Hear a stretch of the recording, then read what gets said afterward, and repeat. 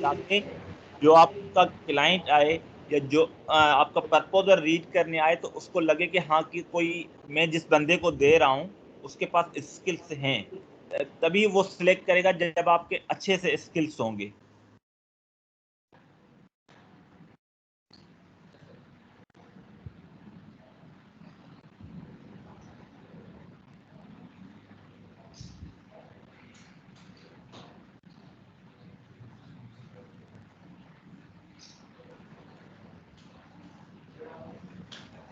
सही। अब क्लाइंट जब भी वो ऑनलाइन आएगा वो आपका ये बिड रीड करेगा और फिर आपसे वो खुद ही कांटेक्ट करेगा कि जैसे मैं ये 2-3 क्लाइंट हैं, क्योंकि ये मेरी अभी न्यू प्रोफाइल है, मैं इस न्यू प्रोफाइल पे अभी काम कर रहा हूँ, वरना जो हमारी कंपनी प्रोफाइल है तो वो अलग प्रोफाइल है। तो आपके पास यहाँ पे मैसेज नोटिफिकेशन आ जाएगा और आप उसके साथ चैट करना अ, शुरू कर दोगे। उसके बाद आपको फुल प्रपोजल रीड करना लाजमी है ताकि आप उसको उसी के कंटेंट के हिसाब से अट्रैक्ट कर सकें। अगर आप उसका कंटेंट रीड नहीं करेंगे तो आपको मिसगाइड करेंगे, वो आपकी बातों से सेटिस्फाई नहीं होगा तो आपको वो हायर भी नहीं करेगा। बट जितना आप उसको ज़्यादा सेटिस्फाई करोगे चैट पे उतना ही वो आपको अच्छे बजट पे हायर करेगा। ठीक है।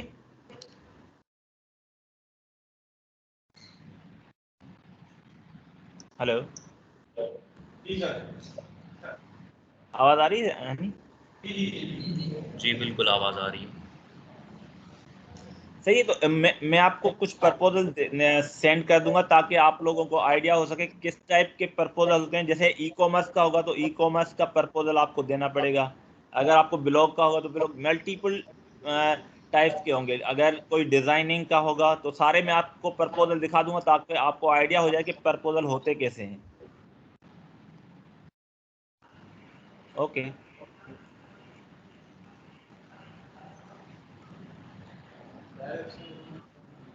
अभी किसी को कोई क्वेश्चन है तो वो कर सकता है अपने से। हाँ, कोई सवाल समझ में आ रही है सारी चीजें? कोई सवाल है? मतलब या तो सारा समझ में आया या कुछ समझ में नहीं आया? सर उसमें तकरीबन हर टाइप की फ्रीलांसिंग में मतलब हर टाइप का प्रोग्रामिंग वगैरह सब। यस, ऐसा ही है। फ्रीलांसर के ऊपर और तरह की भी जॉब्स होती हैं।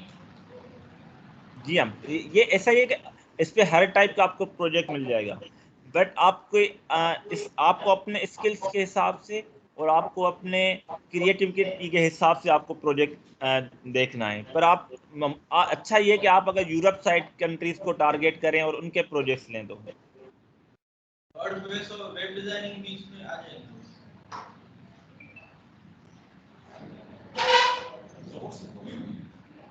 सर वर्डप्रेस और वेब डिजाइनिंग में होगा। आवाज नहीं आ रही यार आप। वसीम ये पूछ रहे हैं कि वर्डप्रेस और वेब डिजाइनिंग के भी प्रोजेक्ट यहाँ पर बंदा अवेल कर सकता है? ग्राफिक डिजाइनिंग सारे प्रोजेक्ट्स अवेल कर सकता है। इसमें आप content writing, website designing, development, logo designing, graphic designing, हर प्रोजेक्ट यहाँ पे आपको मिलेगा। आप किसी के लिए एज अ प्रोजेक्ट मैनेजर भी आपको लोग हायर कर सकते हैं। यहाँ पे कंपनीज आपको एज ए ऑफिस, जैसे ऑफिस में आप लोगों को रेगुलर जाना पड़ता है, यहाँ पे आपको ऑनलाइन वो जॉब दे देते हैं कि भाई आप 1 मंथ के लिए, 2 मंथ के लिए मैं आपको हायर कर देता हूँ और आप मेरा प्रोजेक्ट पे काम करें। इसमें हर टाइप के आपके, इसमें कोई लिमिट नहीं है। जो मोस्टली सॉफ्टवेयर हाउसेस वर्क कर रहे हैं वो फ्रीलांसर, वो जरूरी नहीं ये एक फ्रीलांसर जो है ना पोर्टफोलियो है, ऐसे ही अपवर्क पोर्टफोलियो है मल्टीपल, बट सबका वे एक ही है, बस प्रोजेक्ट टाइप्स अलग अलग होते हैं हर जगह। ठीक है। अच्छा, यहाँ पर ये जो लड़के आप सीखते किसी हैं ना एक हमारे। पोर्टफोलियो के समझ गए तो आप सब पे काम कर सकते हो फिर। Okay, excellent. अच्छा, यहाँ पर ना ये लड़के जो सीख रहे हैं ना उसमें है HTML, CSS, जावास्क्रिप्ट और PHP और वर्डप्रेस। अब ये बेसिक सी चीजें जो है ना वो इन्होंने सीख ली हैं। वैसे प्रोसीजरल जो PHP का स्टाइल है वो भी जी इन्होंने सीख लिया है। तो CRUD का ऑपरेशन जो है ना वो अच्छे तरीके से ये परफॉर्म कर लेते हैं और एक डायनामिक प्रॉपर सी वेबसाइट ये बना लेते हैं। तो जी क्वेश्चन ये है कि जब किसी भी सॉफ्टवेयर हाउस में ये अप्लाई करते हैं तो इनके पास कितनी स्किल्स होनी चाहिए और वहां पर अप्लाई करने के लिए ये कितने प्रोजेक्ट दिखाएं कि इंश्योरिटी इनको मिल सके कि इनकी जॉब लग जाएगी? नहीं, अब प्रोजेक्ट्स ठीक है दिखाएं, बट वहां जब आप इंटरव्यू देने जाते हैं ना, तो वो आपको रियल टाइम आपसे परफॉर्म करवा रहे हैं। तो आप उस टाइम अगर अपने आप अपना कॉन्सेप्ट क्लियर रखें। जब आपसे बंदा वो इंटरव्यू लेने आएगा तो वो आपसे कॉन्सेप्चुअल क्वेश्चन करेगा जो कि रन टाइम के होते हैं। वो इतने बड़े बड़े आपसे क्वेश्चंस नहीं करेगा, वो शॉर्ट क्वेश्चंस करेगा, बट उसमें लॉजिक्स होंगी। तो आप अपने लॉजिक्स क्लियर रखें कि मैं अगर अगर एक रियल टाइम का कोई एक सिंपल प्रोजेक्ट है कि आपको जो है एक वेरिएबल को जो है कन्वर्ट करना है किसी भी टाइप में, स्ट्रिंग से इंटीजर, बट वो लाजमी नहीं है कि वो आपसे जो अभी अभी तो जो है ना फंक्शन बने बनाए आ रहे हैं, वो आपको फंक्शन बने बनाए से काम नहीं करवाएगा। वो कहेगा आप अपनी लॉजिक यूज करो और मुझे करके दिखाओ कि आपका माइंड कितना काम कर रहा है।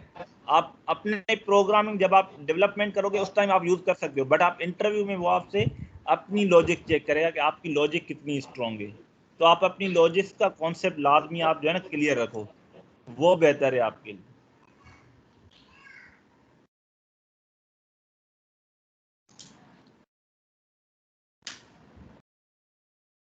और कोई क्वेश्चन? वो सर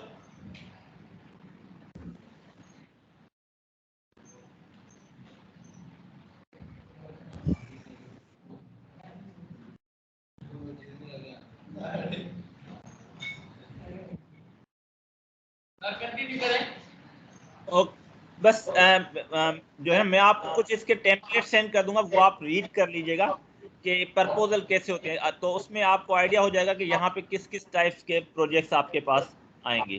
तो आप फिर आपको आइडिया भी हो जाएगा, जब आप इसके साथ काम करेंगे तो आपको आइडिया भी हो जाएगा कि हम कितना अच्छा अपने कीवर्ड्स यूज करेंगे।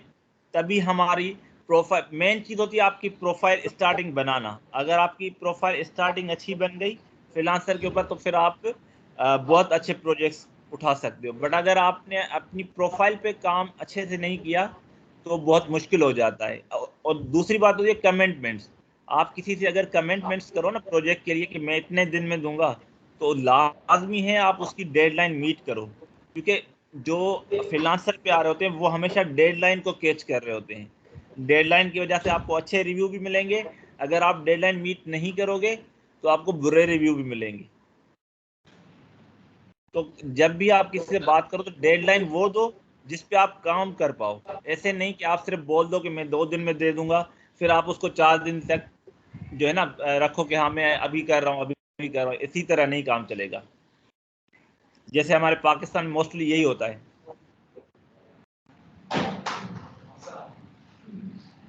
अच्छा, तो बिडिंग के लिए लाजिम है कि बंदे को अंग्रेजी अच्छी आनी चाहिए या इसके अलावा ये भी कोई और स्किल लाजमी नहीं चाहिए? है, बट जो है ना आप एक प्रपोजल सेट करवा दो किसी से भी जिसको अच्छी आती हो, आप उससे प्रपोजल सेट करवा दो कि इससे, तो फिर वो आप टारगेट सेट कर देते हो कि ये जो है मेरा टारगेट है और वो ये उसके पास वो जो है ना लिखे हुए होने चाहिए ऑलरेडी। तो फिर वो वही कॉपी पेस्ट करे, बस उसी टैग लाइन को देखते थोड़ा थोड़ा बहुत उसका नाम देख ले, डिस्क्रिप्शन में से कुछ वर्ड उठा ले कि क्लाइंट ने क्या लिखा है, ताकि क्लाइंट को लगे कि आपने जो प्रपोजल दिया है उसमें से आपने डिस्क्रिप्शन में से भी रीड किया है। अच्छी लाजमी नहीं है, बस वो आपको पहले से प्रपोजल लिखे हुए आने चाहिए। वो आप किसी किसी अच्छे बंदे से लिखवा सकते हैं। उसको आप अपने टैगलाइन दे दें कि भाई इन ये मेरी स्किल्स हैं, इस पे मैं प्रोजेक्ट्स उठाऊंगा। आप कहीं से भी कोई कॉन्सेप्ट उठा के मुझे कुछ अच्छे से प्रपोजल दे दें। ठीक है। अच्छा, इन बंदों में से अगर हम लोग कोई सिलेक्ट करते हैं बंदा अपनी बिडिंग के लिए, तो क्या हमारे पास कोई पहले से प्रपोजल्स बने हुए हैं कि जिसके थ्रू ये जो है वो बिडिंग करते रहे, या इनको फिर बनवानी पड़ेगी ये वाली चीजें? नहीं नहीं, तो आपके मैं प्रपोजल दे दूंगा। मैं प्रपोजल डॉक्यूमेंट आपको दे दूंगा, आप उसको रीड करें, पहले उसको समझें कि इसमें क्या टाइप्स हैं, ताकि आपके जब आप बिड करने जाओ तो आपको आइडिया हो कि मेरी फाइल में कौन से प्रपोजल हैं और क्या टारगेट है मेरा।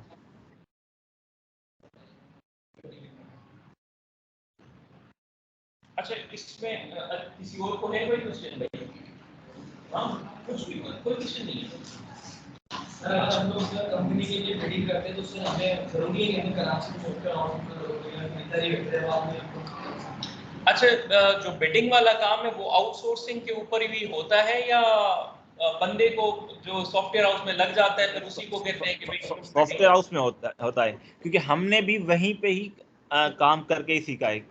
क्योंकि अगर आपको आगे चल के अपने लिए काम करना है या अपनी स्किल्स के लिए काम करना है तो आपको वहां से ये सॉफ्टवेयर हाउस में बंदे होते हैं, बिडर्स, स्पेशल बिडर्स वो हायर करते हैं, सेल्स टीम हायर करते हैं, जिनका टारगेट ही यही होता है कि प्रोजेक्ट्स लेके आना। तो सेल्स टीम को इसीलिए वो रीढ़ की हड्डी होती है सॉफ्टवेयर हाउस की, क्योंकि वो सेल्स ला रही होती है, उसको वो ज्यादा अपना प्रेफर कर रहे होते हैं, जितने अच्छे स्किल्स वाले बंदे उनको सेल्स के मिले। अच्छा, वैसे जो बिल्डर होता है उसकी सैलरी ज्यादा देते हैं कि डेवलपर की? ये होता है कि देखो, ये एक्सपीरियंस पे डिपेंड होता है कि एक्सपीरियंस किसके पास है। सही। तो मतलब वो जो बिल्डर होता है वो डेवलपर होता है? वो लाजमी उसको इस पहले कुछ नॉलेज डेवलपमेंट की होनी चाहिए। अगर उसको डेवलपमेंट की नॉलेज नहीं होगी तो सिर्फ वो पढ़ के कुछ नहीं कर सकता, उसको कुछ ना कुछ HTML CSS इसका आइडिया हो, ताकि वो जब बिड करने जाए तो उसको पता हो कि मैं कौन से टारगेट्स में जा रहा हूँ। वरना अगर उसको आइडिया ही नहीं होगा कि बैकएंड क्या है, फंक्शनलिटी क्या है, तो अगर रन टाइम पे वो बैठा हुआ है और क्लाइंट फॉरन से आ जाता है, उसके पास उस टाइम डेवलपर अवेलेबल नहीं है, तो वो एटलीस्ट उसके बात करने के लायक हो कि वो उसको कुछ मेन क्वेश्चंस के जवाब दे सके, सेटिस्फाई कर सके, उसको 1-2 घंटे के लिए रोक सके कि हाँ ठीक है, अभी मैं किसी स्किल्स वाले बंदे से आपकी बात करवा रहा हूँ।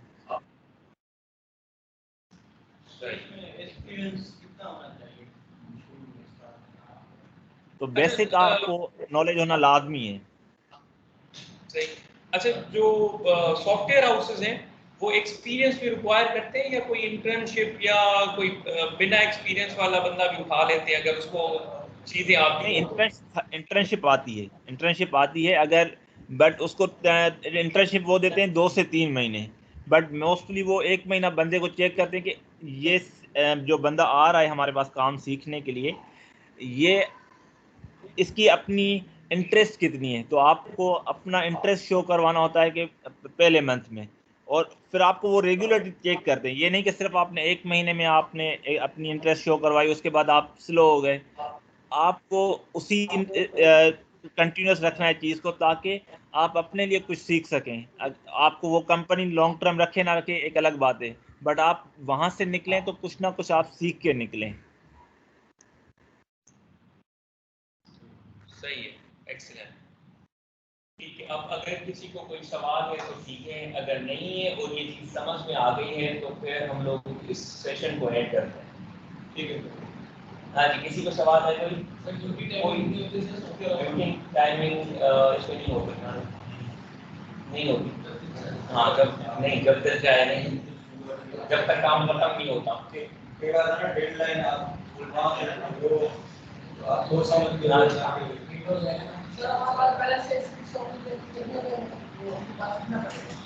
जोर से बोलो ना, पूछ रहे थे ना, एक्सपर्ट सामने बैठा हुआ है तो मुझसे पूछ रहे हैं। जोर से बोले ताकि एक्सपर्ट को सुनाई दे। सर, अगर हमारे पास अच्छी स्किल्स हो और अच्छा खासा काम आता है फिर भी हमें मतलब सीखना पड़ेगा उनसे। यार आपकी आवाज क्लियर नहीं आ रही। अच्छा, ये कह रहे हैं कि अगर मुझे लगता है कि मुझे अच्छी खासी स्किल्स आ रही हैं, फिर भी अगर मैं सॉफ्टवेयर हाउस में जाता हूं तो क्या मुझे सीखना पड़ेगा? देखिए, आप ये तो आप नहीं कह सकते, मैं अभी मुझे 10 साल का एक्सपीरियंस हो गया है, बट मेरे पास भी ऐसे ही प्रोजेक्ट्स आते हैं जिसपे मुझे बहुत रिसर्च करनी पड़ जाती है। ऐसा नहीं है कि आप सीख गए तो आपको सब आ गया। आपको लर्निंग ज़रूरी करनी होती है, क्योंकि वो जो आप पढ़ाई के दौरान या आप काम अपने हिसाब से काम करते हैं ना, वो आपको बहुत लग रहा होता है, बट जब आप एज ए सॉफ्टवेयर हाउस में जाके काम करते हैं तो उनकी डिमांड्स ही अलग होती हैं। वो आपका रियल टाइम आपका एक्सपीरियंस होता है और आपको आइडिया लगता है कि अभी मैं डेडलाइंस मीट कर सकता हूँ, प्रेशर फील कर सकता हूँ, या मैं प्रेशर मेंटेन नहीं कर सकता। वो आपको ये सिखा रहे होते हैं। कि आप किस तरह प्रेशर को मेंटेन करेंगे अगर आपके टारगेट्स, आपके पास टाइम बहुत कम है और आपकी टास्क बहुत बड़ी है। सर आपका सॉफ्टवेयर हाउस जो है सर वो इंटर्नशिप हायर करता है पीएचपी डेवलपर्स के लिए?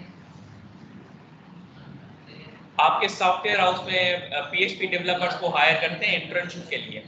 सवाल आया एक लड़के से। हम असल में हम लोग कर रहे होते हैं वर्चुअल काम। अब पहले हम लोग ऑफिस, अभी हम लिमिटेड कर रहे हैं, बट हम वर्चुअल हायर कर रहे होते हैं। हम वर्चुअली उसका इंटरव्यू भी ले रहे होते हैं और उसको हायर भी कर रहे होते हैं। जैसे कि वर्चुअल ये कि हम घर से हम लोग लड़कों को हायर करते हैं, वो पाकिस्तान से हों या आउटसाइड द पाकिस्तान हो। या अभी हमारे जो हैदराबाद, कराची और लाहौर में लड़के हैं, या बांग्लादेश में हैं, जो कि बांग्लादेश में 15-20 लड़कों की टीम है, वो भी अलग अलग बैठे हुए हैं, कुछ साथ हैं कुछ अलग अलग बैठे हुए हैं। ऐसे इंडिया में हैं जो हमारे लिए काम कर रहे होते हैं। तो हम लोग अभी वर्चुअली काम करें, क्योंकि जब से कोरोना आया तो उसके बाद हमने वर्चुअली काम करना सीख लिया कि हम किस तरह टीम को बढ़ा सकते हैं, और जो कि आपके चाहे आपके आपके ऑफिस में अवेलेबल हो या आउटसोर्स काम कर, तो हम उनको फिर हायर करके ट्रेनिंग्स भी दे रहे होते हैं। सर अगर कोई बंदा 3 महीने के लिए इंटर्नशिप पे आए सॉफ्टवेयर हाउस पे, आपके सॉफ्टवेयर हाउस में आए, तो अगर वो 3 महीने में कहीं फंस जाए या कोई इसको डिफिकल्टी हो किसी चीज में, तो उसको फुल हेल्प मिलती है? ऐसे तो जब आप तकरीबन ना 1 साल तक या 1.5 साल तक आपके साथ कोई ना कोई टीम लीड होता है। आप चाहे आप मेरे सॉफ्टवेयर हाउस में आए या आप कहीं भी जाएंगे तो आपके साथ एक टीम लीड होता है। जहां आप फंसते हैं वो आपको, बट आप अच्छा ये होता है कि आप अपनी रिसर्च को बढ़ाएं और अपने आप से प्रॉब्लम से निकलें। अगर आप अपने आप से प्रॉब्लम से निकलेंगे तो आपकी टीम में वैल्यू बनती है, आपके सॉफ्टवेयर उसमें आपका नाम बनता है कि हाँ ये बंदा है जो कि हमें सॉल्यूशंस देता है, ना कि हमारे ऊपर डिपेंड करके बैठ जाता है कि जब मैं फ्री हूँ तो मैं जो है ना कोई मुझे सॉल्यूशन दे। अगर आप में डिपेंडेंसी आ गई ना तो आप कुछ सीख नहीं सकते। चलें ठीक है, फिर यहाँ पर एंड करें। Thank you very much Waseem, आपने अपना इतना प्रीशियस टाइम हमें दिया। Thank you sir. और वी नो कि अब इसके बाद आपका अपना सॉफ्टवेयर हाउस का काम भी स्टार्ट हो जाएगा, और मुझे पता है रात रात को आप काम कर रहे होते हो। So thank you very much इतना टाइम स्पेयर करने के लिए हमारे लिए। और मैं देखता हूँ, आइडेंटिफाई करता हूँ एक आधा बंदा, अगर हमें कोई बिडिंग का यहाँ से हम लोग निकाल सकें तो हम लोग उस लड़के को सही। थोड़ा सा ट्रेंड करें और उसको ओके। इस पर बिडिंग पे भी लगा दें। ठीक है, सही। एंड थैंक यू ठीक। Very much for your time. Bye. Okay, take care, अल्लाह हाफिज।